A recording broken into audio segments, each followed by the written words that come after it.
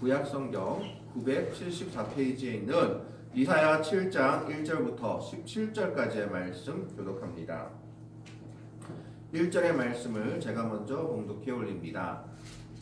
우시아의 손자요 요담의 아들인 유다의 아하스 왕 때에 아람의 르신 왕과 르말리아의 아들 이스라엘의 베가 왕이 올라와서 예루살렘을 쳤으나 능히 이기지 못하니라. 어떤 사람이 다윗의 집에 알리되 아람이 에브라임과 동맹하였다 하였으니 왕의 마음과 그의 백성의 마음이 습히 바람에 흔들린 같이 흔들렸더라.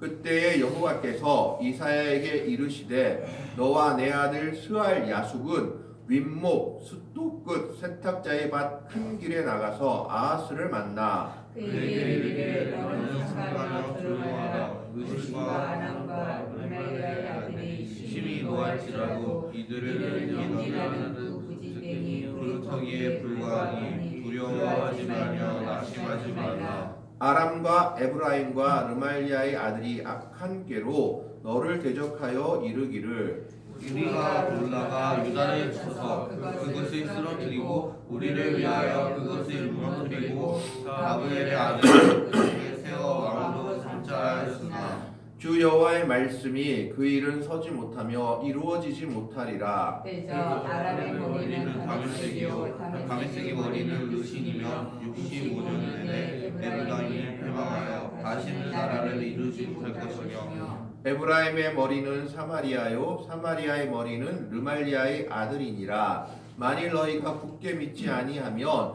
너희는 굳게 서지 못하리라 하시니라. 여호와께서 또 아하스에게 말씀하여 이르시되 너는 내 하나님 여호와께 한 징조를 구하되 깊은 데에서든지 높은 데에서든지 구하라 하시니 아하스가 이르되 나는 구하지 아니하겠나이다.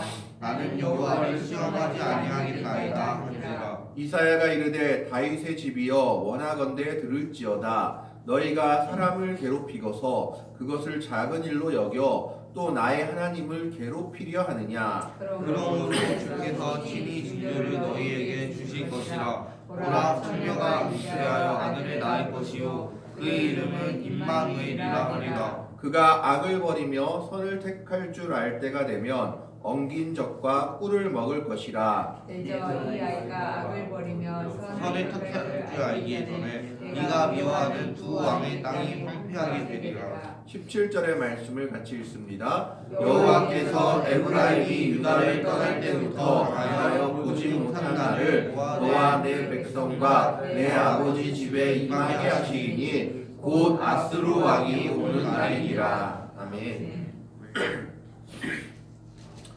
오늘 본문의 말씀은 사실 7장 전체를 한번 읽어봐야 되는 말씀입니다. 그런데 오늘 말씀은 지금 상황이 어떤 상황이냐 하면은 이 당시 중동에 여러 작은 나라들이 쪼개져서 서로 견제하고 있는 가운데 갑자기 세력이 큰 나라가 하나 나타나게 됩니다. 아수르란 나라입니다. 세계사를 배우면 아시리아 제국, 히타이트족이 세운 철기 문명을 처음으로 전파한 히타이트 배웠죠? 안 배웠어요? 히타이트죠? 네.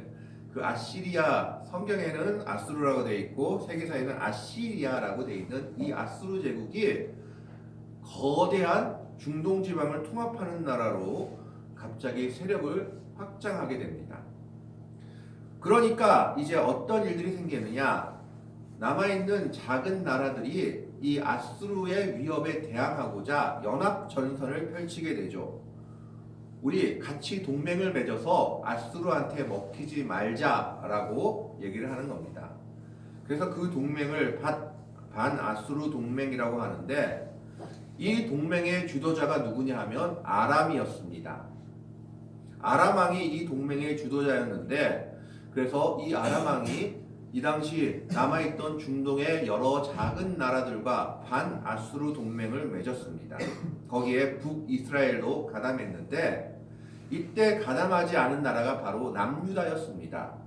남유다는 오히려 이 동맹에 가담하지 않고 아수르랑 친하게 지내며 우리나라가 명이랑 중국의 4대 외교를 한 것처럼 아수르한테 사신을 보내며 아수르에게 호의적인 모습을 보였던 겁니다. 그래서 이 남유다 왕은 아람 왕이 이끌었던 반아수르 동맹에 가담하지 않았던 이유로 말미암아 이 아람 왕이 북이스라엘 왕하고 같이 연합을 해서 남유다를 쳐들어옵니다. 우리의 위협이 되는 남유다를 가만두어서는 안 되겠다. 그래서 아람과 북이스라엘 왕이 합력을 해서 두 나라가 합력을 해서 남유다를 쳐들어오면서 무슨 생각을 하느냐? 우리 말을 잘 듣는 사람을 왕으로 세우고 남유다도 반아수르 동맹에 가담하게 하자라고 생각을 한 겁니다. 그래서 6절에 그런 말씀이 나오죠. 우리가 올라가서 유다를 쳐서 그것을 쓰러뜨리고 우리를 위하여 그것을 무너뜨리고 다브엘의 아들을 그 중에 세워 왕으로 삼자 하였으나, 즉 우리의 말을 잘 듣는 남유다 왕족 중에 한 명이 다브엘의 아들들을 왕으로 세워 반아수르 동맹에 남유다도 가담시켜야겠다라고 생각했던 겁니다. 그래서 두 나라가 연합해서 이제 남유다를 쳐들어오니까 남유다는 두려움에 떨 수밖에 없었죠.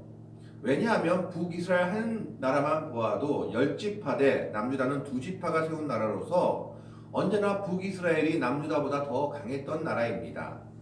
그런데 북이스라엘 한 나라만 쳐들어오는 것이 아니라 그 옆에 더 강한 강대국인 아람, 이 아람이란 나라가 두 나라가 연합해서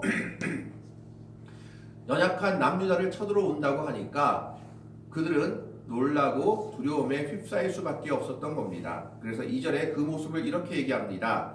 어떤 사람이 다윗의 집에 알려 이르되 아람이 에브라임과 동맹하였다 하였으므로 왕의 마음과 그의 백성의 마음이 숲이 바람에 흔들림 같이 흔들렸더라.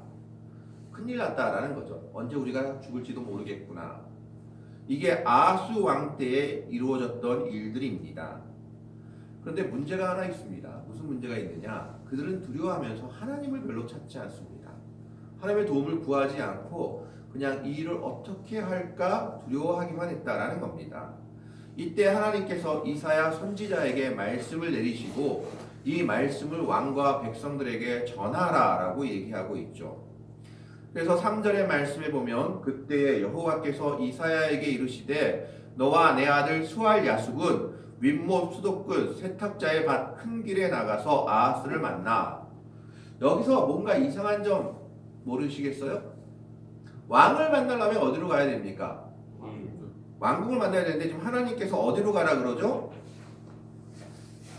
이사야와 그 아들 수알 야숲을 보내는데 수도끝 세탁자의 밭 큰 길에 나가서 지금 왕이 뭐 하고 있는 거냐면 물길을 막을 방어 준비하고 있는 겁니다. 얼마나 급하면 왕이 나가가지고 혹시나 적들이 물길에 독을 풀거나 물을 막으면 어떻게 돼요? 죽죠? 전쟁하지도 못하고 지니까 그 물길 공사를 하고 있는 거예요. 거기 왕이 나가서 독려하고 있는 겁니다. 그래서 왕이 지금 왕궁에 없고 전쟁 준비하고 있는데 가서 만나라라고 합니다. 근데 왜 아들을 데려가라 했을까요? 이 수알 야숲이란 이름의 뜻은 남는 자가 돌아오게 될 것이다 라는 뜻입니다. 밑에 나와 있죠.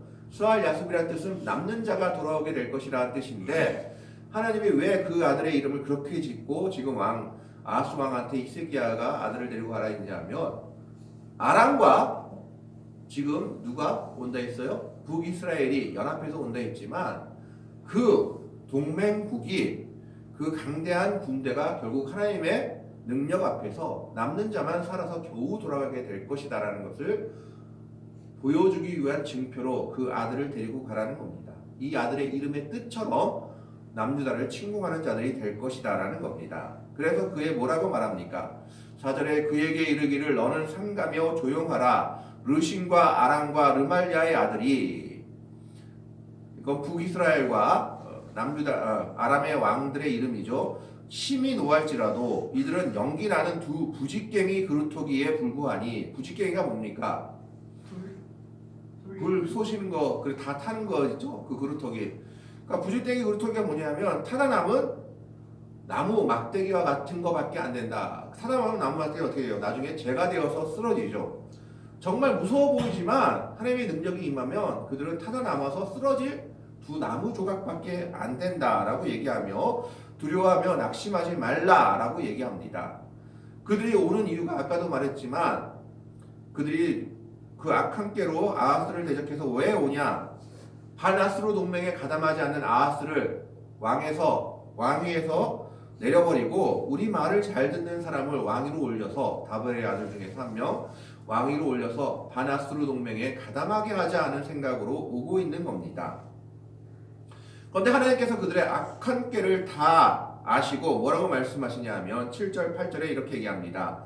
주 여호와의 말씀이 그 일은 서지 못하며 이루어지지 못하리라. 대저 아람의 머리는 다메섹이요. 수도를 얘기합니다. 다메섹의 머리는 르심이며 이건 아람의 왕의 이름이죠. 65년 내에 에브라임이 패망하여 다시는 나라를 이루지 못할 것이라. 남유다를 멸망하기 위해서 두 나라가 연합해서 왔는데 그래서 북이스라엘의 왕은 아람 왕만 믿고 왔는데 나중에 결과가 어떻게 되느냐? 65년 뒤에는 북이스라엘이 아수르한테 망해가지고 다시는 나라를 세우지 못하게 되는 결과를 받게 될 것이다. 오히려 그들이 망하게 되는 결과를 얻게 될 것이다 라는 겁니다. 그러면서 왕과 이스라엘 남유다 백성들에게 뭘 얘기합니까? 9절에 에브라임의 머리는 사마리아요 사마리아의 머리는 르멜리아의 아들 즉 배가 이스라엘 왕을 이야기하죠. 믿지 아니하면 너희가 굳게 믿지 아니하면 너희는 굳게 서지 못하리라 하시니라. 믿으라 라는 거예요. 하나님을 끝까지 믿고 의지하라는 겁니다. 다른 걸 의지하지 말고 하나님만을 의지하면 하나님께서 이 일을 이루시겠다 라고 얘기하면서 아하스에게 한 가지 명령을 하십니다. 10절의 말씀에 보면 여호와께서 또 아하스에게 말씀하여 이르시되 너는 내 하나님 여호와께 한 징조를 구하되 깊은 데에서든지 높은 데에서든지 구하라 하시니 무슨 말입니까? 내가 남유다를 지키겠다는 징조를 보여줄 것이니까 네가 정 못 믿겠으면 나한테 징조를 구해라. 남유다를 지키겠다는 깊은 데에서든지 높은 데에서든지라는 건 뭐냐면 어떤 것이라도 한번 구해봐라. 내가 이룰 수 없는 것이 있는가? 정말 어떤 것이라도 나를 한번 시험해서 징조를 한번 구해봐라. 그럼 내가 그걸 다 나타내 줄게. 그러면서 뭘 얘기하는 겁니까? 내가 남유다를 보호한다는 것을 알려주겠다. 나를 의지하겠다라고 나를 의지하라고 말씀하고 있는 거죠. 근데 아하스 왕이 뜻밖의 대답을 합니다. 12절의 말씀에 보면 아하스가 이르되 나는 구하지 아니하겠나이다. 나는 여호와를 시험하지 아니하겠나이다 한지라. 구약의 율법을 하나님을 시험하지 말라는 명령이 들어있긴 합니다. 자, 12절의 말씀에 나오는 아하스 왕의 말은 믿음의 말일까요? 불신의 말일까요?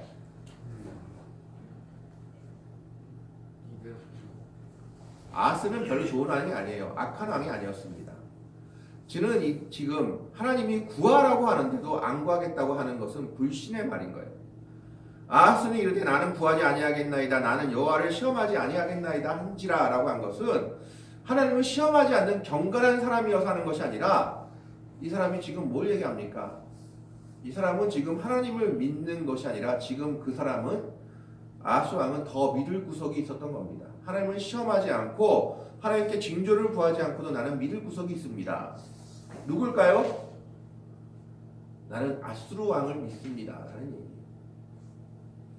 나는 반아수르 동맹에 가담하지 않았고 나는 지금 아수르 왕과 친하게 지내고 조공을 보내고 하기 때문에 아수르 왕이 나를 도와줄 것입니다 라는 그 믿음이 있었기 때문에 하나님 당신께 징조 구하라는 거 필요 없습니다.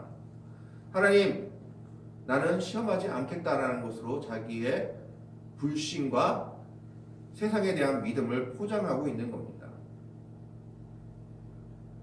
그는 아수르 왕을 하나님보다 더 의지했고 아수르 왕을 하나님보다 더 믿고 있었던 겁니다. 이 말을 듣고 이사야를 통해 하나님이 이렇게 얘기하십니다. 다윗의 집이여 원하건대 들을지어다. 너희가 사람을 괴롭히고서 그것을 작은 일로 여겨 또 나의 하나님을 괴롭히려 하느냐. 즉 아하스 왕이 악한 것 때문에 이스라엘 백성, 남유다 백성들이 고통을 받는데 이제는 하나님마저 불신하느냐, 하나님마저 힘들게 하느냐라고 지금 말하고 있는 거죠. 그러면서 14절에 하나님께서 네가 그렇게 함에도 불구하고 하나님의 사랑으로 징조를 줄 것이다 라고 얘기합니다. 우리가 흔히 아는 말씀이죠. 14절의 말씀을 같이 읽어봅니다. 같이 읽습니다. 그러므로 주께서 친히 징조를 너희에게 주실 것이라. 보라 처녀가 잉태하여 아들을 낳을 것이요 그의 이름을 임마누엘이라 하리라. 신이 징조를 너희에게 주실 것인데 처녀가 잉태하여 아들을 낳을 것이라. 여기서 이 처녀가 결혼하지 않은 여자를 이야기하느냐 남자 경험이 없는 여자를 이야기하느냐에 대해서 학자들의 생각이 조금씩은 달라집니다.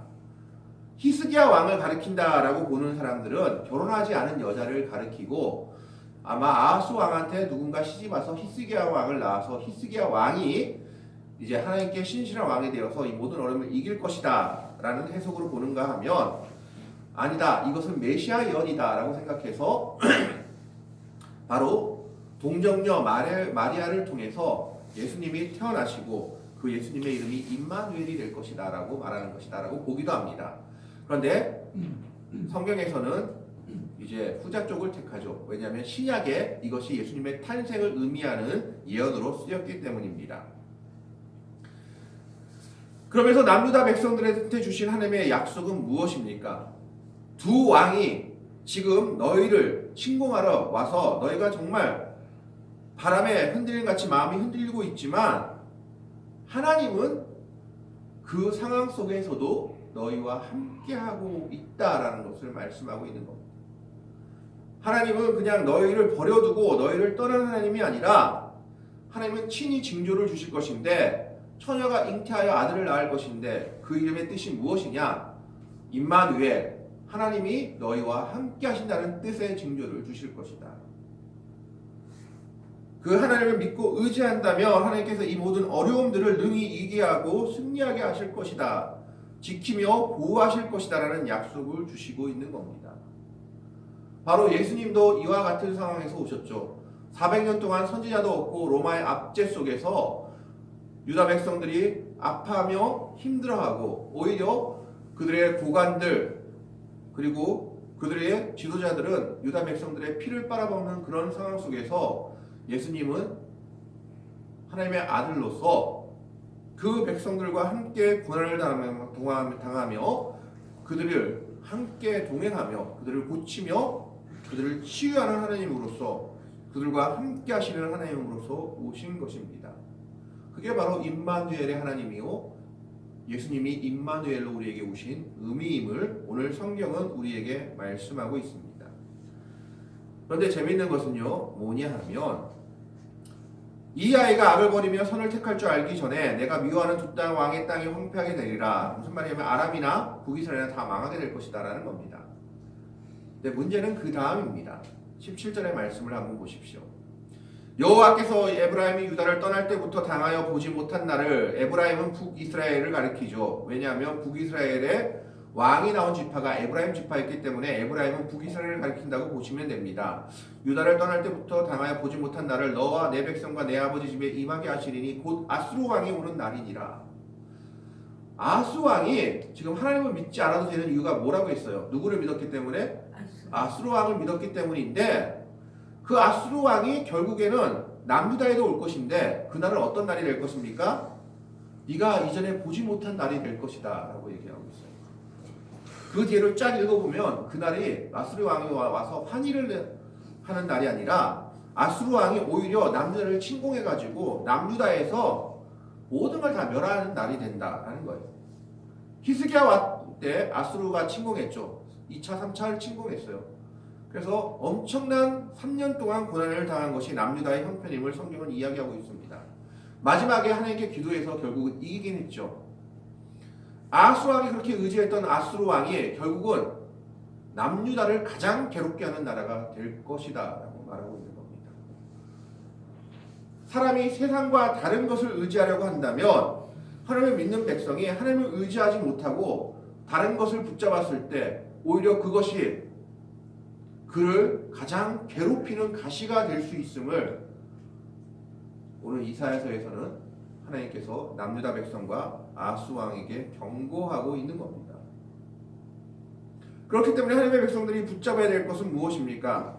이 땅이 아무리 힘들고 어렵다 할지라도 어떤 힘들고 어려운 상황이 있다 할지라도 환난이 닥친다 할지라도 우리는 오로지 예수 그리스도의 은혜와 하나님의 능력만을 붙잡고 나아가야 할 것이지 다른 세상의 것을 붙잡고 나아갈 때 그것이 큰 가시가 될 수 있음을 오늘 성경은 말하고 있습니다.